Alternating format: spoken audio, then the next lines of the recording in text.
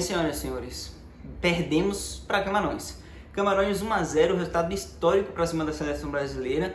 Claro, tem muito do fato da equipe do Tite ter entrado totalmente reserva, basicamente. O Tite variando o elenco, também dando a oportunidade de jogar uma Copa do Mundo para quem foi no banco. Mas, no geral, tinha que ser rodado esse elenco, além de que lesões estão acontecendo e aconteceram mais. A lesão do Alex Telles, a gente vai falar um pouquinho disso também. Mas, ainda assim, é um resultado histórico, muito comemorado por Camarões, como se fosse uma classificação que não aconteceu.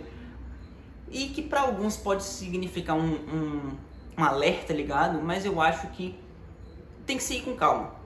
Por que eu digo isso? Nenhuma seleção nessa Copa do Mundo se classificou com 9 pontos.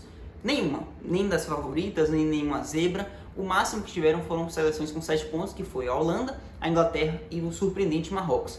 No mais, a favorita França passou com 6 pontos, perdendo para a Tunísia. A Argentina passou com 6 pontos, perdendo para a Arábia Saudita. E agora o Brasil perde para Camarões e passa com 6 pontos. Aí você tem Portugal, que corre ali por fora. Você tem a própria Espanha, que passou com 4 pontos. É uma Copa difícil, que prova mais uma vez que não existe mais time bobo no futebol, que já tem muito tempo que isso não existe, e muito menos seleção boba.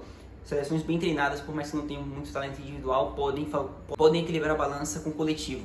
E olha que o Brasil perdeu, mas não jogou mal. O Brasil sufocou o Camarões na maior parte do tempo. É uma baita atuação do goleiro Epaci, que inclusive é uma história muito interessante. O goleiro Epaci, ele começa a Copa como reserva do Onaná. O Onaná é afastado das seleções por problemas disciplinares, o técnico afasta ele volta, sai da Copa do Mundo antes desse último jogo, já foi reserva na segunda partida. E agora o Epaci entra e faz a partida da vida dele, muito provavelmente fecha o gol contra a seleção brasileira.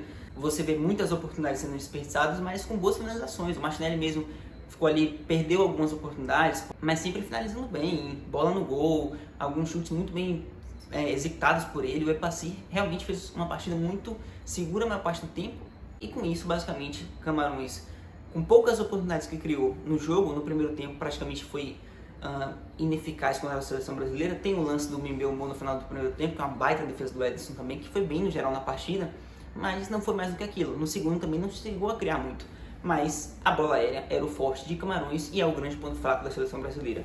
No primeiro tempo teve esse lance do Mbeumo nas costas do Alex Telles. No segundo tem o gol no meio da defesa, gol do Aboubakar, que inclusive baita Copa do Aboubakar, teve a segunda partida contra a seleção da Sérvia, agora essa contra o Brasil, fazendo um gol histórico, sendo expulso por tirar a camisa na comemoração, já tinha um amarelo, e depois o Brasil começou a ainda mais pressionar Camarões com a mais, mas não conseguiu um empate.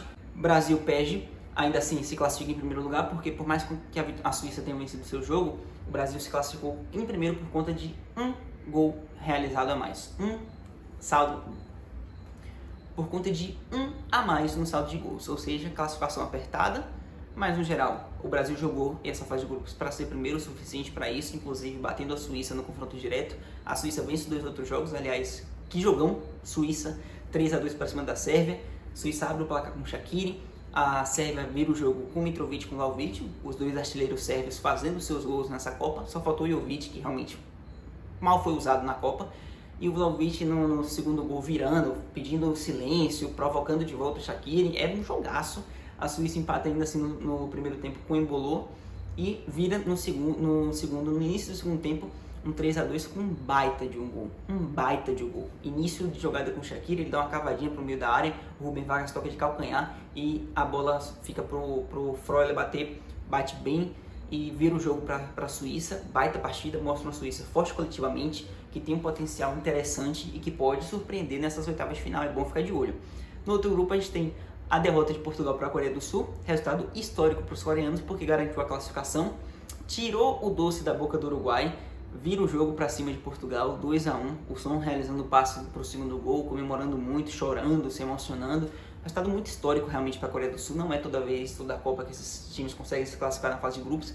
Foi um jogo que Portugal entrou com muitas reservas também, assim como todas as seleções favoritas, Brasil, França no último jogo já com 6 pontos, entraram com muitas reservas ou todas com reserva, né? Completamente reserva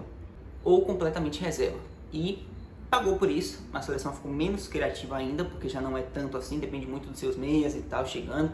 O Cristiano mais uma vez não foi bem na partida, abaixo, recebendo poucas oportunidades, mais do que mais abaixo do que vem sendo nesses primeiros jogos, mas também não conseguiu aproveitar nenhuma, não se colocou em muitas situações de gol, e Portugal pagou preço por isso, sofreu a virada histórica, e que culminou na classificação dos coreanos, já que mesmo com o Uruguai ganhando, a Coreia do Sul passou na pontuação.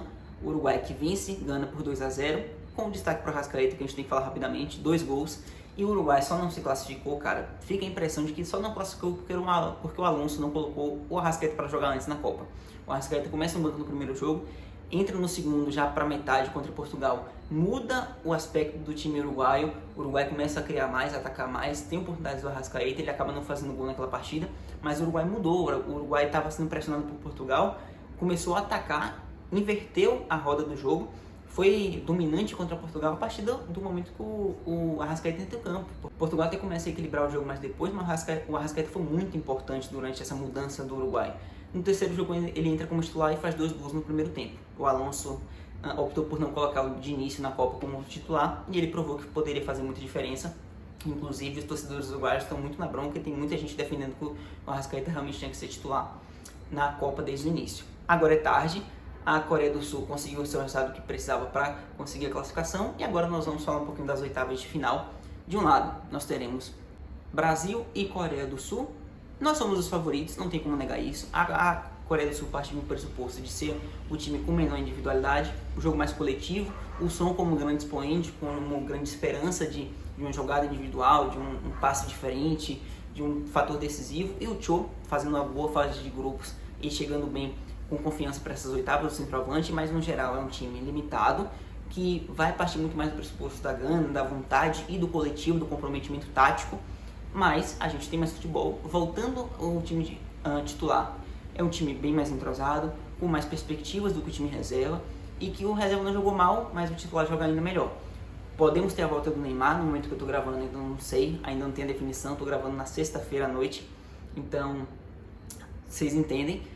Voltando ao Neymar, é ainda mais criatividade, ainda mais individualidade, poder de decisão. A gente tem time para vencer a Coreia do Sul, e eu acho que vai conseguir.